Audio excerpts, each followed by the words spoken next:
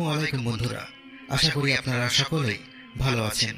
হযরত শুআয়ব আলাইহিস সালাম হযরত সালেহ আলাইহিস সালামের বংশোদ্ভূত নবী ছিলেন।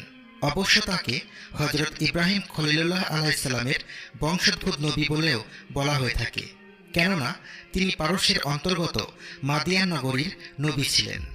মাদিয়ান নামকরণ এইভাবে হয়েছিল, হযরত ইব্রাহিম আলাইহিস সালামের একটি পুত্রের নাম ছিল মাদিয়ান, আর সে মাদিয়ানের বংশোদ্ভূত নবী ছিলেন হযরত শুআয়ব আলাইহিস সালাম। এদিক বিচার করে হযরত শুআয়ব আলাইহিস সালামকে হযরত ইব্রাহিম আলাইহিস সালামের বংশোদ্ভূত নবী বলাই অধিক যুক্তিযুক্ত। হযরত শুআয়ব আলাইহিস সালামের পিতা ছিলেন ফাহমিল, আর ফাহমিলের পিতা ছিলেন এসজার। এসজারের পিতা ছিলেন মাদিয়ান, এবং মাদিয়ান ছিলেন হযরত ইব্রাহিম আলাইহিস সালামের পুত্র। হযরত শুআয়ব আলাইহিস সালাম নবীদের মধ্যে একজন বিশিষ্ট ব্যক্তি ছিলেন। তার কণ্ঠস্বর ছিল